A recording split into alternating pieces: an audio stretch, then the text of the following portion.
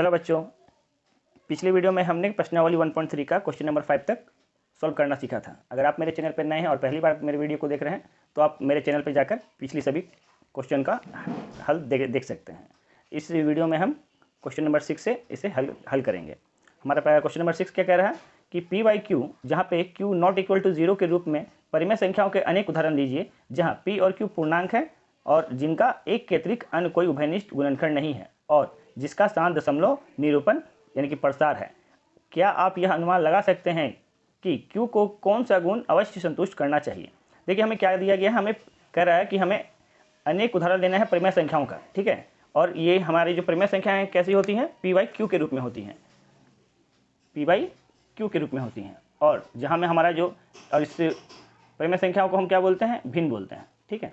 यानी इसे हम भिन्न के रूप में लिखते हैं। और भिन्न में क्या होता है, हमारा भिन्न में होता है अंश और हर होता है, ठीक है। लेकिन इसका 3 कंडीशन होता है। पहला कंडीशन ये होता है कि हमारा जो हर है वो कभी भी 0 नहीं होना चाहिए, यानी Q नॉट इक्वल टू 0 होना चाहिए। और P और जो Q है दोनों ही क्या होने चाहिए, पूर्णांक होने चाहिए। दोनों ही क्या होने चाहिए, पूर्णांक। ये हुआ हमारा फर्स्ट कंडीशन, ये हुआ हमारा सेकंड कंडीशन।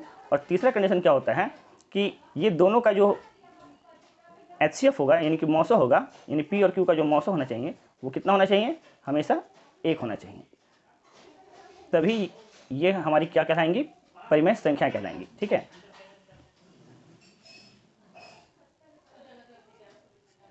ठीक है, तो ऐसी संख्याएं जो ये इस तीनों नियमों को पूरा करती हैं उसे हम क्या बोलते हैं, परिमेय संख्या। तो अभी हमने क्या सीखा, परिमेय संख्या के बारे में सीखा कि परिमेय संख्या क्या होती हैं, जो भिन्न के रूप में हो और जिसका जो हर हो 0 के बराबर ना हो, यानी कि Q 0 के बराबर नहीं होना चाहिए। और P और Q दोनों ही क्या होने चाहिए, पूर्णांक। पूर्णांक करने का मतलब है -1 -2 -3 या फिर आपका +1 +2 +3, यानी कि धनात्मक या ऋणात्मक कुछ भी हो सकती है लेकिन 0 नहीं हो सकती, ठीक है। और P और Q का मौसम हमेशा क्या होना चाहिए, 1 होना चाहिए। तो ये तो हमने सीखा परिमेय संख्या के बारे में। फिर प्रश्न के दूसरे पार्ट में क्या कर रहा है कि जिसका एक के अतिरिक्त अन्य कोई उभयनिष्ठ गुणनखंड ना हो, तो ये क्या होता है। तो देखिए ऐसी संख्याएं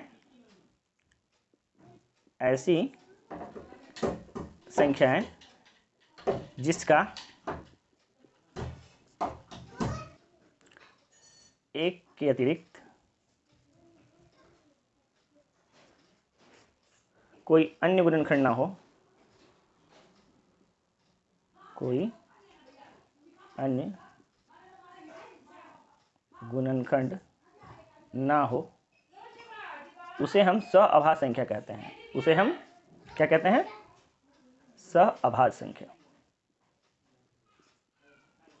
अब आप बोलिए कि सर ये सहअभाज्य संख्याएं क्या होती हैं। तो देखिए जैसे कि हम एग्जांपल में लिए 2 और 5, तो ये दोनों क्या है, सहअभाज्य संख्या। क्यों है, क्योंकि ऐसा कोई पहाड़ा है जिसमें 2 और 5 दोनों एक ही पहाड़ा में आता हो, नहीं। ये 2 और 1 सिर्फ एक के पहाड़ा में आता है। तो ऐसी संख्याएं जो सिर्फ एक के पहाड़ा से भाग लगे और किसी पहाड़ा से भाग ना लगे उसे हम क्या बोलते हैं, सहअभाज्य संख्या। हाँ, अगर हम ऐसा लिखेंगे कि 3 और 9, तो देखिए क्या ये सहअभाज्य संख्या है, तो ये सहअभाज्य संख्या नहीं है। क्यों, क्योंकि ये 3 के पहाड़ा में भी आता है और ये 9 भी आपका 3 का पहाड़ा में आता है और +1 के भी पहाड़ा में आता है और 9 के भी पहाड़ा में आता है 9। तो ये जो हो गया ये हमारा सहअभाज्य संख्या नहीं होगा, ठीक है।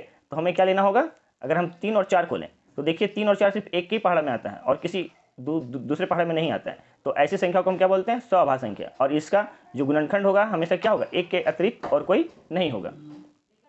देखिए क्वेश्चन के तीसरे पार्ट में हमें क्या कहा है कि जिसका शांत दशमलव प्रसार है।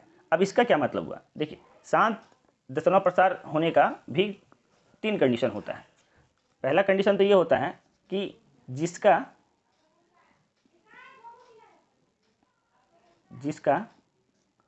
हर चाहे तो 2 हो चाहे तो 5 हो या 2 और 5 के गुणनखंड के रूप में हो, ठीक है, या फिर 2 के घात के रूप में हो या 5 के घात के रूप में हो या 2 और 5 के घात के गुणनखंड के रूप में हो। तो ऐसी कोई भी भिन्न होगी जिसका हर अगर इन सभी में से कोई भी होगा तो हमारा जो दशमलव प्रसार होगा वो हमारा शांत होगा। फॉर एग्जांपल में देख लीजिए, जैसे हम 7 को भाग लगाते हैं 2 से, तो 7 को 2 से जब भाग लगाएंगे तो क्या आएगा इसका आंसर 3.5। तो इसके आगे और ये भाग नहीं लगेगा, तो ये हमारा क्या हुआ शांत हुआ। जैसे अगर हम 11 को भाग लगाएंगे 5 से तो क्या आएगा 5 दूनी 10, फिर जब पॉइंट देंगे तो क्या हो जाएगा फिर से 10 बनेगा, तो 5 दूनी 10, तो 2.2 आया। अब इसके आगे भाग लगेगा नहीं लगेगा, तो ये भी क्या हो गया शांत हो गया। तो हम देख रहे हैं कि जिसका भी हर 2 या 5 हो या इसके गुणनखंड के रूप में हो या उसके घात के रूप में हो, तो ऐसा भिन्न हमारा क्या होता है, ऐसा भिन्न हमारा शांत होता है। ठीक है, तो चलिए अब हम अपने प्रश्न पे आते हैं और कुछ एग्जाम्पल को लिखते हैं। ठीक है, तो हमारा पहला एग्जाम्पल क्या बन सकता है, हमें क्या करनी है, कुछ परिमेय संख्या लिखनी है। तो हम पहला परिमेय संख्या लेते हैं 7/2। तो देखिए ये इसे हम p/q के रूप में भी लिख सकते हैं, और हमारा जो हर है वो 0 से बड़ा भी है, और दोनों ही हमारा क्या पूर्णांक है, तो ये हमारा क्या है एक परिमेय संख्या है। अब हमें देखना है कि ये शांत है या नहीं, तो इसका हर हम देख रहे हैं क्या है 2 है। ठीक है, तो जिसका हर 2 होता है वो कैसा होता है हमारा शांत होता है। ठीक है, तो ये हमारा ये हो गया पहला एग्जाम्पल। और दूसरा एग्जाम्पल हम क्या ले सकते हैं 11/5, और तीसरा एग्जाम्पल हम क्या लिख सकते हैं इन दोनों का गुणनखंड करके, यानी कि 10, यानी कि हम 12.10 को लिख सकते हैं। जैसे इसका अगर हम करेंगे तो क्या आएगा 3.5 शांत है, और 11.5 को अगर हम करते हैं, अगर 11 को 5 से भाग लगाएंगे क्या आएगा 2.2 आएगा, जो कि एक शांत है। और अगर हम 10 से 12 में भाग लगाएंगे क्या आएगा 1.2 आएगा। तो ये तीनों ही हमारा क्या हो गया शांत भी है, और 7 और 2 किसी भी पहाड़ में आता है नहीं आता है, सिर्फ एक के पहाड़ में आता है। तो इसका उभयनिष्ठ गुणनखंड 1 के अलावा और कोई नहीं हो सकता है। ठीक है, 11 और 5 किसी भी पहाड़ में नहीं आता है, सिर्फ ये खुद के ही पहाड़ में आता है। तो इसका भी क्या हो जाएगा एक ही उभयनिष्ठ गुणनखंड रहेगा। और 12 और 10 नहीं हो सकता है, इसको हम ले लेते हैं 13 और 10। तो 13 और 10 किसी एक पहाड़ में आता है नहीं, एक को छोड़ के किसी और पहाड़ से ये भाग नहीं जाएगा 10 और 13। तो ये भी हमारा क्या हो गया एक के अलावा और कोई इसका उभयनिष्ठ गुणनखंड नहीं है। तो अब यहाँ में क्वेश्चन में क्या कहा है, क्वेश्चन में लास्ट में पूछा है आपसे कि क्या आप यह अनुमान लगा सकते हैं कि Q को कौन सा गुण अवश्य संतुष्ट करना चाहिए। तो देखिए Q का गुण हमेशा क्या होना चाहिए, तो हमें हर जो है हर हमेशा 2,5 या 2 × 5 के रूप का होना चाहिए, होना चाहिए। अगर ऐसा होगा तभी हमारा जो भिन्न है वो क्या होगा शांत होना चाहिए। ठीक है, तो ये हुआ हमारा क्वेश्चन नंबर 6 का आंसर। देखिए क्वेश्चन नंबर 7 क्या बोल रहा है कि ऐसी 3 संख्याएं लिखिए जिसके दशमलव प्रसार अनवसानी अनावृत्ति हो। अनवसानी अनावृत्ति का क्या मतलब है कि हमें ऐसा दशमलव प्रसार लिखना है जिसकी संख्याएं रिपीट ना हो, यानी आवृत्ति ना हो। ठीक है, जैसे हम एग्जाम्पल में लिख सकते हैं, उदाहरण में लिख सकते हैं जैसे 1 0 फिर 1 0 0 1 फिर 0 0 0 फिर 1 फिर 0 0 0 0 1, ऐसे ही ये आगे तक। तो देखिए यहाँ पे पहले क्या हो रहा है 10, फिर ये बन जा रहा 100, फिर ये बन जा रहा 1000, फिर ये बन जा रहा 10,000। तो कोई भी संख्या क्या हो रही है रिपीट हो रही है नहीं हो रही है, और ये कहाँ तक चला जा रहा है अनंत तक, यानी आगे इसका कोई अंत नहीं है। यही आगे भी इसी प्रकार की संख्या क्या होगी दोहराती हुई चली जाएगी। तो ऐसी संख्या को हम क्या बोलते हैं अनवसानी अनावृत्ति। दूसरा एग्जाम्पल हम क्या ले सकते हैं 2 0 फिर 2 0 0 फिर 2 0 0 फिर 2 4 0 फिर 2, फिर इसी तरह से आगे कंटिन्यू। तो देखिए हम ऐसी संख्याओं के ऊपर में बार नहीं डाल सकते हैं क्योंकि कोई भी एक निश्चित संख्या रिपीट नहीं हो रहा है। फिर इसी प्रकार से अगर हम तीसरा लेंगे तो अपने मन से हम लिख सकते हैं 11 22 33 44 55 66, ऐसे ही डॉट डॉट डॉट डॉट आगे। आप अपने मन से कोई भी संख्या इस जगह पे लिख सकते हैं, आपका आंसर गलत नहीं होगा। बस क्या ध्यान में रखना है कि कोई भी आने वाली संख्या जो है वो रिपीट ना हो। ठीक है, जैसे यहाँ 11 है तो फिर ये 22 हो गया, फिर ये 33 हो गया, फिर ये 44 हो गया, फिर ये आपका 55 हो गया, 56 हो गया। तो ऐसे ही आगे संख्या बढ़ती चली जाएंगी और कभी भी दोबारा से फिर ये रिपीट नहीं करेंगी। ठीक है, तो ऐसी संख्या को हम क्या बोलते हैं अनवसानी अनावृत्ति। तो हमें 3 एग्जाम्पल पूछा था, हमने 3 एग्जाम्पल यहाँ पे लिख दिए हैं। ठीक है, ये हो गया हमारा क्वेश्चन नंबर 7 का आंसर। अब चलिए क्वेश्चन नंबर 8 को बनाते हैं। देखिए क्वेश्चन नंबर 8 क्या कह रहा है कि परिमेय संख्या 5/7 और 9/11 के बीच 3 अलग अलग अपरिमेय संख्याएं ज्ञात कीजिए। देखिए अपरिमेय संख्या क्या होती हैं जिनका दशमलव प्रसार अशांत होता है और अनावृत्ति भी होता है, यानी रिपीट नहीं करना चाहिए संख्या। ठीक है, तो सबसे पहले हमें तो 2 परिमेय संख्या दी गए हैं, यानी परिमेय संख्याओं का जो हमारा दशमलव प्रसार होता है वो कैसा होता है आवृत्ति होता है या शांत होता है। तो सबसे पहले हम इसे भाग लगा के इसका दशमलव प्रसार निकाल लेते हैं। तो जब हम नीचे वाला से ऊपर वाले को भाग लगाते हैं, यानी 7 से भाग लगाएंगे 5 को, तो कितनी बार बजाएगा, तो 5 हमारा क्या है 7 से छोटा है, तो सबसे पहले दशमलव लगाएंगे तो यहाँ क्या आएगा, एक 0 आ जाएगा। फिर हम क्या लगा सकते हैं, 7 एकम नहीं, 7 49, 7 बार में लगाएंगे तो हमारा 49 आएगा। जब 50 में से 49 घटाएंगे तो शेषफल क्या बचेगा, 1। जब हम यहाँ पे दशमलव लगा चुके हैं तो आने वाली जितनी भी शेषफल होगी उसमें हमारा एक 0 जुड़ता चला जाएगा। अब ये हमारा क्या बन गया 10, तो 7 एकम 7 लगाएंगे तो 10 में से 7 गया तो कितना शेषफल बचा, 3, एक 0 आ गया, कितना बन गया ये 30। अभी हम कितनी बार में लगा सकते हैं, 4 बार में, 7 चौक 28। अब हमारा शेषफल कितना आया 2, तो इसमें एक 0 लग गया, कितना बन गया ये 20। अब हम 7 दूना 14, 2 बार में लगाएंगे तो हमारा शेषफल आएगा 6, और एक 0 लग गया तो क्या बन गया ये 60। अब 7 8 56, तो 56 में 60 में से 56 घटाएंगे क्या बचेगा 4, फिर एक 0 आ गया तो बन गया ये हमारा 40। अब कितनी बार में लगेगा, 7 5 35। अब शेषफल कितना आया 5, एक 0 लग गया, क्या बनाइए 50। देखिए हम जिस संख्या से शुरू किए अब हमारा शेषफल भी क्या आ गया, फिर से वही आ गया। इसका मतलब है अब यही संख्या हमारी क्या होगी, रिपीट होती हुई चली जाएंगी। तो हम इसके ऊपर क्या लगा सकते हैं, बार लगा सकते हैं, यानी कि हमारा 5/7 का दशमलव प्रसार क्या मिला, 0.714285, और इसके ऊपर बार। बार का मतलब है कि ये सभी संख्याएं फिर से दोहराती हुई चली जाएंगी। और दूसरा संख्या हमें क्या दिया है, 9/11। इसी प्रकार से हम 9/11 का भी दशमलव प्रसार को पहले निकाल लेंगे।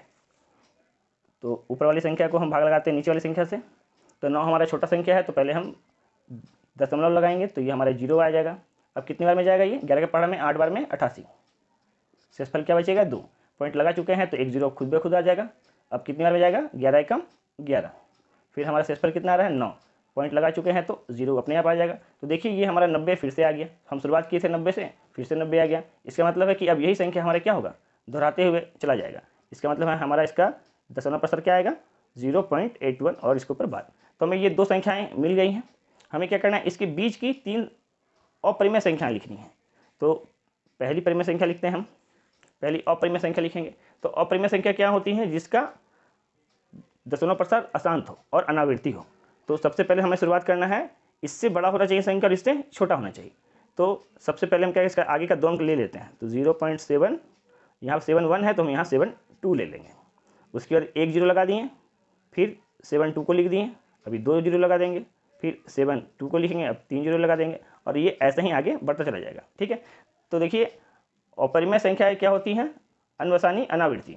और अनावृत्ति का क्या पहचान है कि ये संख्या कभी भी रिपीट नहीं होंगी और ये अनंत तक जाएंगी। ठीक है, तो दूसरा भी इसके बाद लिख लेते हैं। तो क्या होगा हमारा 72 के बाद 73 ले लिए, 1 0, फिर 73 ले लिए, 2 0, फिर 73 ले लिए, 3 0। इसी प्रकार से तीसरा भी ले लेंगे, 0.74, 1 0, फिर 74, 2 0, फिर 74, 3 0, ऐसे करके ये आगे तक। ठीक है, तो ये हमारा क्वेश्चन नंबर 8 का आंसर हो गया। ठीक है, अब चलिए क्वेश्चन नंबर 9 को सॉल्व करते हैं। ठीक है, क्वेश्चन नंबर 9 क्या कह रहा है, बताइए कि निम्नलिखित संख्याओं में कौन कौन संख्याएं परिमेय और कौन कौन सी संख्याएं अपरिमेय हैं। ठीक है, हमें बताना है कि ये जो हमारा √3 है वो हमारा परिमेय संख्या है या अपरिमेय संख्या है। तो सबसे पहले तो हम ये जानेंगे कि √23 जो है, तो 23 क्या है, एक अभाज्य संख्या है, और अभाज्य संख्या को हम कभी भी गुणनखंड के रूप में नहीं तोड़ सकते। ठीक है, तो ऐसी संख्या है जिसका जो रूट के बाहर ना निकले उसे हम क्या बोलते हैं, अपरिमेय संख्या। तो 23 हमारा एक ऐसा संख्या है जो हम रूट के बाहर इसका रूट तोड़ सकते हैं, नहीं तोड़ सकते हैं, यानी इसको हम लिख सकते हैं क्या, 23 × 1 ही लिख सकते हैं। और रूट के बाहर संख्याएं तभी बाहर निकलती हैं जब इसका अंदर में जोड़ा लगे, तो इसका तो जोड़ा नहीं लगेगा, तो ये हमारी कैसी संख्या हो जाएंगी, अपरिमेय। ठीक है, अपरिमेय। ठीक है, क्योंकि ये कैसी संख्या है, अभाज्य संख्या है। और ये दूसरा देखिए √225, तो इसको हम कैसे लिख सकते हैं, इसको हम 15 × 15 लिख सकते हैं। तो हमारा 15 क्या होगा, रूट के बाहर आ जाएगा, और हमारा 15 कैसा संख्या है, हमारा परिमेय संख्या है। ठीक है, अब देखिए 0.3796, हम देख रहे हैं कि इसमें क्या है, ये शांत दशमलव प्रसार है। तो ऐसी संख्याएं जिसका शांत दशमलव प्रसार हो वो हमारी कैसी संख्या होती है, परिमेय संख्या होती है।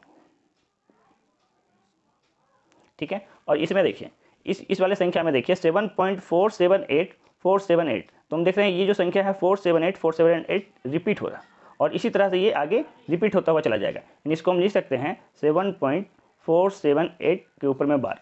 तो जिस संख्या के ऊपर में बार लगा हो वो हमारी कैसी संख्या हो जाती है, हमारी आवृत्ति संख्या हो जाती है। तो जो हमारे अनवसानी आवर्ती संख्या होगी वह कैसे संख्या होगी, परिमेय संख्या होगी।